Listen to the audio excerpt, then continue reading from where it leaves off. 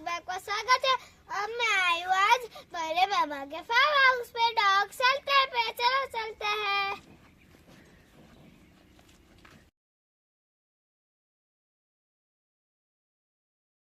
चलते हैं तो आपको दिखाती हूँ।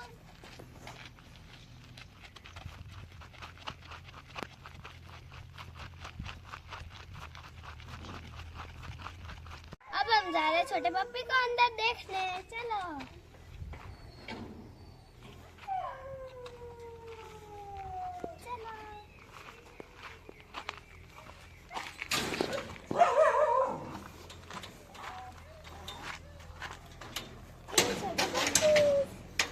इसको पैर में लगी है।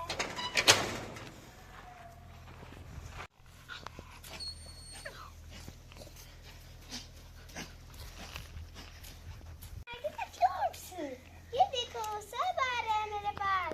कितना अच्छा अच्छा है ना। No no no no no no no no.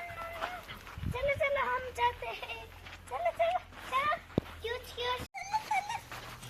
हाय हाय सब आए। देखो कितना इसको पैर में लगी है।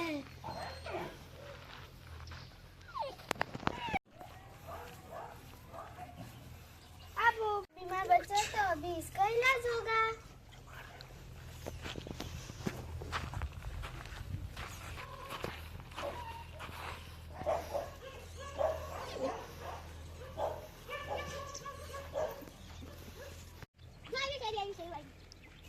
चलो जा।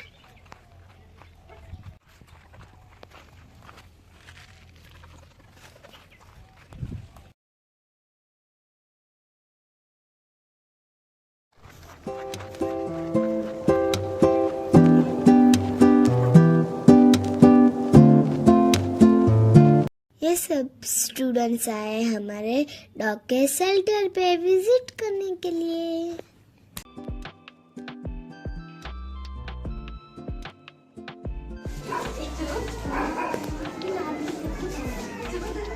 आणि मम्मी पण नसेल त्याने दूध पिवडावून पोटात खरेदी करવું પડે દિવસમાં 4-5 વાર दूध पिवડાવવું પડે કોઈ ધ્યાન રાખવું પડે।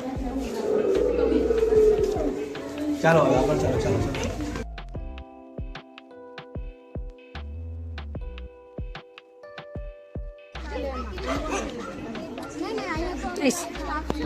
मामा देगी स्पीच। કોઈ ડોગ આંધળા હોય, કોઈ પેરાલિસિસ હોય કે કોઈ બે પગ એના કામ નહીં કરતા હોય તો એ જ્યાં લગી જીવે ત્યાં સુધી એની જમાડવાની સંભાળ રાખવાનું અને ટોટલી ત્યાં સુધી જીવે ત્યાં લગી એની સેવા અમારો ટ્રસ્ટ અહીંયા કરે છે। અને અમારા ટ્રસ્ટમાં એક એમ્બ્યુલન્સની વ્યવસ્થા કરેલી છે જે બહારથી કોઈ કોલ આવતા હોય છે તો ત્યાં અમારી ટીમ પહોંચે છે, ડોગને રેસ્ક્યુ કરે છે અને ડોગને રેસ્ક્યુ કરીને અને અહીંયા એડમિટ કરવાનું કામ કરે છે। અને લગભગ આખા ગુજરાતમાંથી આપણે ત્યાં અહીંયા ડોગ આવે છે। અમદાવાદ હોય, ભરૂચ હોય કે મોરબી હોય, વલસાડ હોય, વાપી હોય, સુરત હોય, લગભગ રોજના 8 થી 9 કેસ આવે છે અને જેટલા ડોગ સારા થાય એટલા પાછા રિલીઝ થાય છે।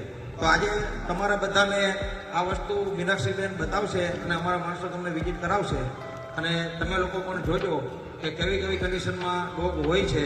જે તકલીફ આપણે હોય તે બધી જ જાનવરોને પણ પડતી હોય અને તમે પણ ભવિષ્યમાં જાનવરો પ્રત્યે લાગણી રાખો, પ્રેમ ભાવના રાખો અને કોઈ ઈજાગ્રસ્ત કોઈ બી જાનવર હોય તો ડૉક્ટરનો સંપર્ક કરો અથવા કોઈ બી સેવાભાવી સંસ્થાનો સંપર્ક કરી અને તમે પણ એ કાર્યમાં જોડાઓ અને ભવિષ્યમાં તમે પણ આગળ વધો અને આપણે જે જાનવરો પ્રત્યે લાગણી રાખીએ તો ઈશ્વર પણ આપણી ઉપર રાજી થાય।